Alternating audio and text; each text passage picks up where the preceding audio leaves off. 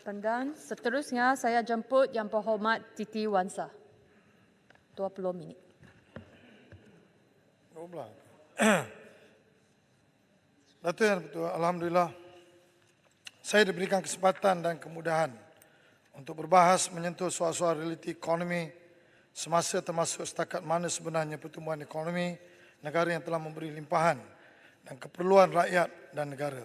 Yang sudah tentu ramai menaruh harapan tinggi terhadap pembentangan Belanjawan 2023 oleh Yang Amat Berhormat Perdana Menteri selaku Menteri Kewangan pada Jumaat yang lalu. Sebelum saya mulakan perbahasan saya ingin mengingatkan diri saya dan juga semua rakan-rakan terhadap pantun ini. Pergi ke Dewan Rakyat memasang pikat, pulangnya lewat di hujung petang. Jikalau kerajaan sentiasa berjimat cermat, rezeki secupak terasa segantang. Indah parlimen pembandangan dunia, Yang Berhormat datang timur hingga ke selatan. Sikap berjimat amalan mulia, orang boros sahabat syaitan. Datuk Yang Bertua, saya mulakan perbahasan saya ini dengan kedudukan fiskal kerajaan. Saya melihat perbentangan yang telah dilakukan pada hari Jumaat yang lepas. Saya merasakan bahawa sudah tiba masanya kerajaan Malaysia mesti melihat kegunaan sekatan yang digunakan oleh kerajaan apabila melihat current account kerajaan, iaitu selalunya kita panggil OE dan DE ataupun belanja pengurusan dan belanja pembangunan. Apa yang berlaku selama 65 tahun dalam kerajaan Malaysia ini, kita oleh menggunakan benchmark di mana kalau kita mempunyai pendapatan sebanyak 290 bilion contohnya, maka perbelanjaan mengurus tidak boleh lebih daripada 290 bilion. Apa yang berlaku ialah sebenarnya realitinya benda itu tidak berlaku. Kita telah berada dalam keadaan di mana revenue kita 290 pada masa-masa yang lepas, perbelanjaan kita lebih daripada itu. Tetapi oleh kerana kita ini terikat dengan akta yang telah diwujudkan oleh kita semua, iaitu perbelanjaan tidak boleh melebihi daripada perbelanjaan pengurusan, maka wujudlah sistem yang kita panggil off balance sheet. Yang ini dilakukan oleh semua orang. Maka yang saya takut ialah begini. Dalam mentadbir kerajaan ini, yang perlu kita tadbir ialah total fiscal balances. Sama ada kita defisit atau surplus. Yang penting ialah kerajaan sentiasa membelanjakan wang, sama ada membelanja secara pengurusan ataupun belanja secara pembangunan, yang penting kita kawal defisit. Tapi apa yang berlaku, kita tak buat begini kerana kita terikat dengan akta tersebut. Sebab itu Akta Tata Cara Kewangan 1957, Akta 61, menetapkan bahawa perbelanjaan mengurus atau OE hanya boleh dibiayai melalui hasil yang dikutip oleh kerajaan, manakala kerajaan hanya boleh meminjam bagi tujuan membiayai perbelanjaan pembangunan atau DE. Isu dia sekarang ialah apabila kita berdepan dengan COVID, kita terpaksa meminjam begitu banyak hingga 300 bilion. Dan perbelanjaan yang kita gunakan ini bukan berbentuk DE sebahagian daripadanya, ialah untuk perbelanjaan belanja mengurus, iaitu membeli vaksin dan sebagainya. Tetapi kita sorok di bawah DE. Jadi kita tidak ada ketelusan mereport. Laporan kita tidak telus. Bila tidak telus, bagaimana orang nak melihat bahawa kita mentadbir ini secara ketelusan? Kenapa kita kena sorok perbelanjaan vaksin ini dalam DE? Sedangkan DE ini definitionnya very clear. Jadi kalau kita tengok di negara-negara di luar sana, di Amerika, di UK, di Europe, mereka tak ada ni benchmark revenue tolak belanja pengurusan tak boleh pinjam. Tak betul. Sebenarnya dulu mungkin ya, sebab kita nak supaya jangan orang berbelanja terlampau banyak sangat, tetapi isu sekarang ni ialah apabila kita berdepan dengan soal-soal pandemik seperti COVID, kita telah menggunakan sistem itu, akhirnya sudah tidak ada beza sama ada betul-betul kita pinjam untuk perbelanjaan mengurus ataupun DE. Jadi saya berharap dengan perbelanjaan OE ini telah berkembang 7% setiap-tiap tahun. Tiap-tiap tahun berkembang 7%. Kita akan sampai satu peringkat yang berlaku dalam kita punya DE hari ini. Kita ikat hutang kerajaan tidak boleh melebih 55% daripada kita punya GDP. Tapi akhirnya hari ini kita telah buka 55 sampai 65%. Sebab kita tak ada self-regulated policy yang kita buat secara total. Kita split di antara OE dan DE. Saya minta bahawa kerajaan melihat benda ini kerana dia lebih telus dan terbuka. Kalaulah kita nak kena berdepan dengan defisit, kita berdepan dengan defisit sebab kita kena manage defisit ini daripada kita menyorok kita punya perbelanjaan mengurus dalam sistem off balance sheet ini. Saya bagi contoh, kalau kita nak berbelanja membina MRT, LRT itu bagus untuk negara. Tetapi kita simpan benda ini secara off balance sheet sebab kita takut kita punya defisit meningkat begitu tinggi. Tetapi hakikatnya kita juga kena bayar interest apabila kita bil MRT, LRT, itu interest yang kita bayar itu sebahagian daripada itu adalah perbelanjaan mengurus.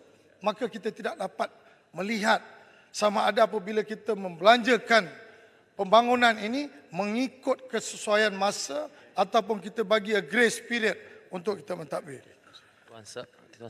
Datuk Yang di-Pertua, saya juga ingin bawa perkara dari soal rasionalisasi subsidi. Kerana ini penting apa yang saya sebut tadi, iaitu kita mesti melihat the financial management of government ini, kita buat begitu telus. OE, DE kita put together, look at the fiscal deficit. Because belanja mengurus pun kerajaan membelanja, belanja development expenditure juga kita belanja. Asalkan kita belanja untuk stimulate ekonomi, we are fine. Tak payah kita nak split-split benda ni. Terutama sekali, kita tidak transparan dari segi pembayaran interest kita untuk infrastruktur yang kita buat untuk orang ramai sedangkan dia tidak mempunyai revenue untuk membayar interest-interest tersebut. Be transparent. Yang kedua, rationalization of subsidi. Saya ingin mengambil perhatian Dewan ini. Kita membayar subsidi pada tahun 2018 jumlah 8.3 bilion iaitu petrol, diesel, LPG, minyak masak dan subsidi kecil yang lain. 83 bilion. Bila tiba tahun 2022, kita telah incur ataupun berbelanja subsidi ini 51 bilion. Now, saya nak mengambil kajian yang dibuat oleh Bank Negara. Bank Negara mengatakan bahawa kumpulan isi rumah yang berpendapatan bawah dalam kategori B40 ini ataupun 1,300, dimension dalam statistik itu 1,300, hanya mendapat faedah subsidi ini hanya 4%. Sedangkan yang mendapat, yang mempunyai pendapatan 12,000 ke atas, 12,500 ke atas, mendapat faedah subsidi ini 42%. Jadi sudah tentu apa yang saya nak tekankan ialah subsidi bersasar ini kita sudah tidak boleh tangguh. Kita kena buat. Kalau kita tak buat, OE kita ini akan berterusan kita laporkan tanpa melihat bagaimana kita mengalihkan pembahagian subsidi ini kepada masyarakat-masyarakat yang memerlukan dan dengan secara tidak langsung apabila kita nak membasmi kemiskinan, kita tak payah pinjam duit banyak sangat. Sebab kita cuma alihkan pembahagian subsidi ini yang berjumlah hampir 40 bilion ringgit untuk minyak saja. Jadi ini yang saya nak tekankan kepada Dewan ini supaya kerajaan untuk memastikan kita buat targeted subsidi ini, kita boleh buat gradually atau berperingkat-peringkat. Saya nak bagi contoh. Di negara Arab Saudi. Arab Saudi juga melakukan reformasi subsidi ini. Pada tahun 2016, yang menyaksikan jumlah pembelanjaan subsidi yang berjaya dikurangkan daripada 10% KDNK ataupun GDP Arab Saudi kepada 5%. Mereka apa yang mereka buat? Dia cut the subsidi kepada mereka yang berpendapatan tinggi Kemudian subsidi ini sebahagian daripadanya diberi kepada cash kepada mereka yang berpendapatan rendah. Akhirnya, sebahagian daripada family yang berpendapatan rendah ini ataupun isi rumah yang berpendapatan rendah ini, mereka mendapat on average RM1,000 additional on top of different subsidi yang dibagi selama ini. Maka dengan saya tak langsung, kita boleh mengeluarkan mereka ni pelan-pelan daripada kemiskinan dalam keluarga mereka. Saya bagi contoh, kita hanya mengeluarkan 573 saja, ribu saja barrel per day. Sedangkan Arab Saudi mengeluarkan 10.8 juta barrel per day. Dia pun kena buat rationalisation subsidi. Kita tak. Akhirnya apa yang berlaku?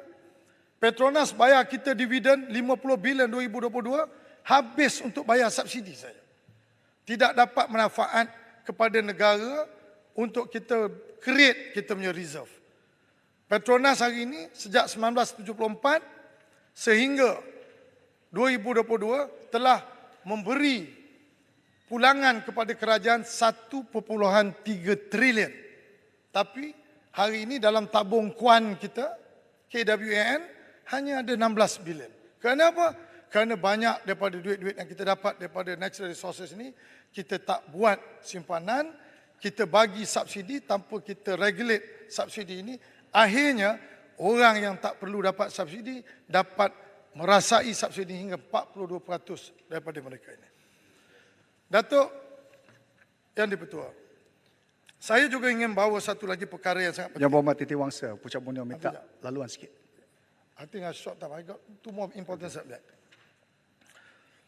Saya ingin juga membawa satu lagi perkara ini, iaitu soal 1MDB. Saya bawa soal 1MDB ini ialah saya merasakan bahawa apabila kerajaan melakukan penyelesaian dengan Goldman Sachs soal isu 1MDB ini, kita tahu semua, sebelum ini kita tak tahu. Tetapi apabila mahkamah di Amerika ataupun DOJ telah mengeluarkan fakta-fakta yang menunjukkan bahawa Goldman Sachs adalah merupakan financial advisor dan lead manager kepada isuan of 3 bond ini. 1.75 bilion pada tahun bulan 5 2012, lagi 1.75 bilion pada bulan Oktober 2012 tak silap saya, kemudian bulan Mac 3 bilion US dollar. All together 6.5 bilion. Ini adalah financial advisor dan lead manager yang ditugaskan untuk keluarkan bond ini.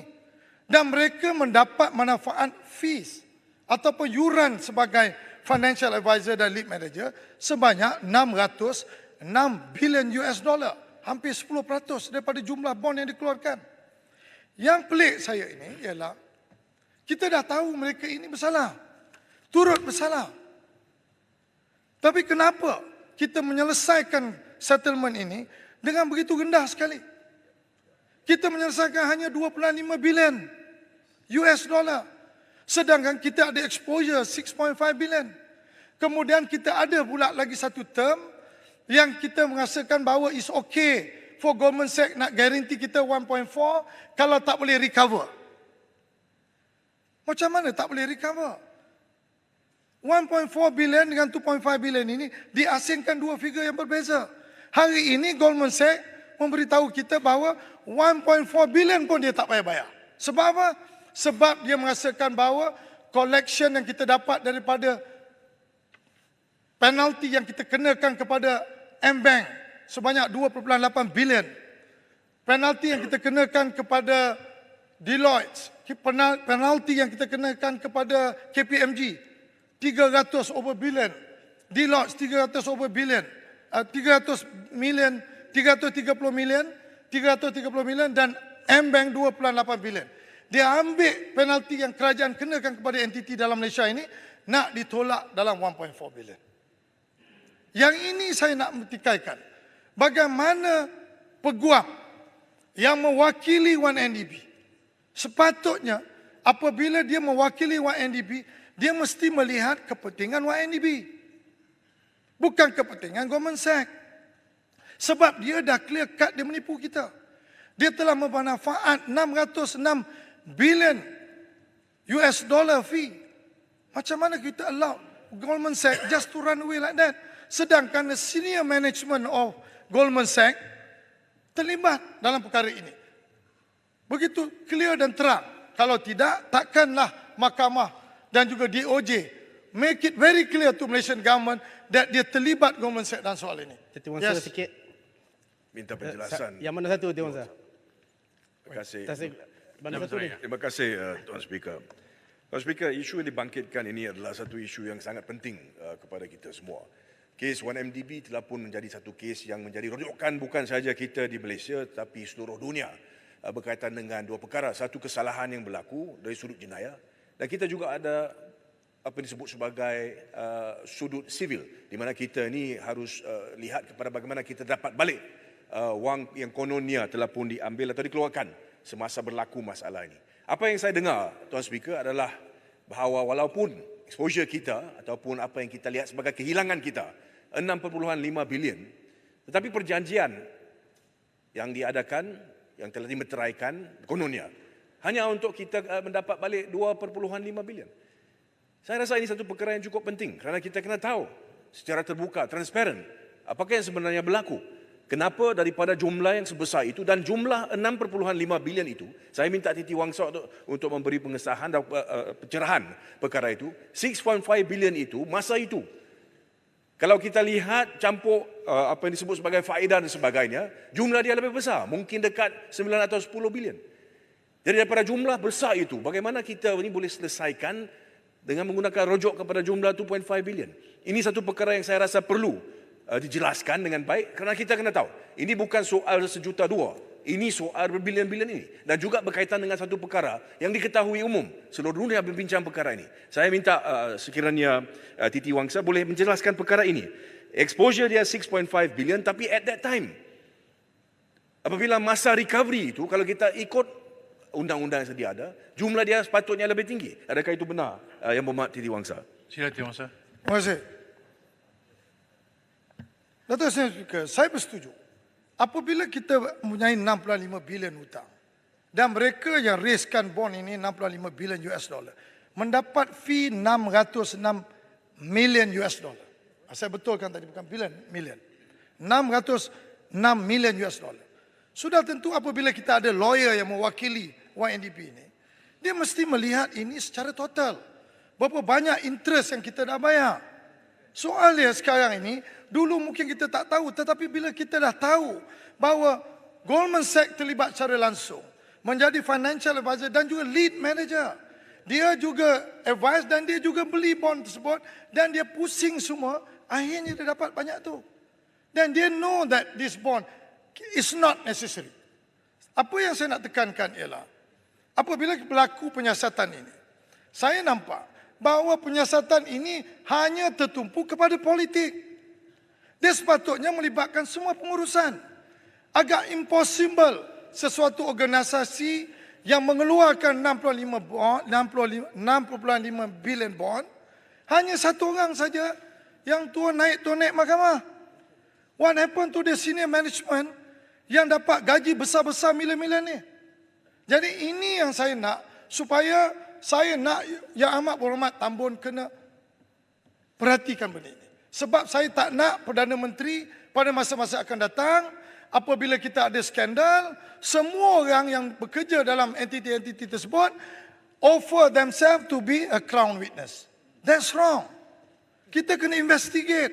Kenapa mereka ini dapat gaji besar-besar, lepas tu bila ada masalah, letak kat tangan semua orang. Semua, oleh seorang saja. Saya rasa tak adil. Kalau ada salah, ambil tindakan. Tetapi pihak pengurusan yang bekerja berpuluh-puluh, bertahun-tahun dalam entiti ini, kemudian dia tak dapat masalah. Macam mana ni? Ini cerita kartun. Jadi saya nak minta, Tuan Deputua, saya nak minta, kalau boleh kerajaan melihat bagaimana peranan peguam yang mewakili YNDP dan siapa-siapa yang terlibat dalam negosiasi ini. Kenapa tidak file saman Goldman Sachs di US? Kenapa negotiate without putting the file? Selalunya kalau you saman, lepas tu baru negotiate, the pressure is better. Tapi you saman tak ada Goldman Sachs dekat US. You saman kat sini nak buat apa? Saman sana. Bila you saman kat sana, barulah the pressure. Then the pressure is strong. Barulah dia nak bercakap. Jadi tuan-tuan, Datuk Yang di-Pertua, saya nak, kalau boleh kita tengok balik. Asset recovery. Asset recovery 1MDB ni banyak. Tetapi kita tak nak Goldman Sachs ambil fine yang kita buat. Kita fine 1MDB, kita fine M-Bank 2.8 bilion. Kita fine Goldman, Deloitte, KPMG. Dia tak boleh tolak daripada perjanjian yang dia dah sign. 1.4 bilion US itu dia kena bayar. Dia tak boleh tolak daripada apa yang kita nak buat.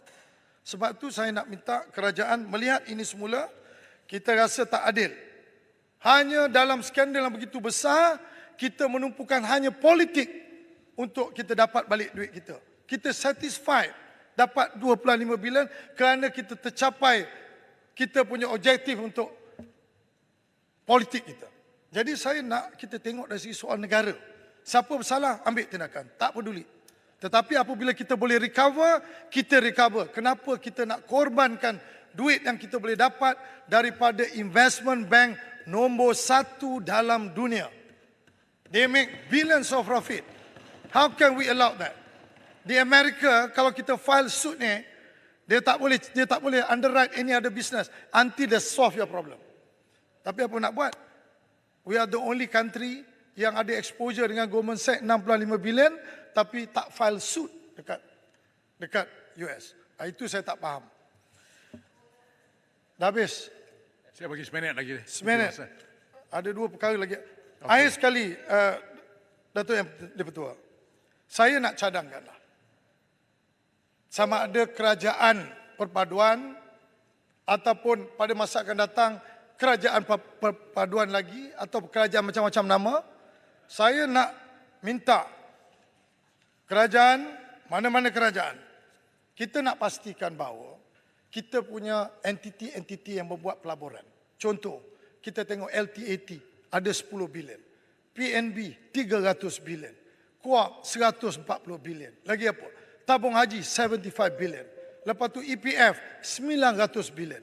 Kita nak entiti-entiti ini, apabila dia buat pelaburan, dia kena belajar macam mana negara-negara maju yang mentadbir fund ataupun kumpulan dana-dana yang dikutip daripada public. Dia jaga. Macam mana dia invest? Dia invest satu company tak lebih daripada 5%. Jadi kalau pengurusan syarikat itu tak bagus, just throw. Just jual 5% ni. Tetapi kita melabur sampai menjadi anak syarikat. Sampai kedudukan percentage yang kita own syarikat-syarikat itu mencecah 40-50%. Jadi bila ada masalah pengurusan, maka kita terlibat sama untuk menjamin. Jadi kita tak boleh buat macam tu pasal kita pelaburan. Kita invest 5%. If they are good management, kita increase 5%. But maximum cannot be more than 10%.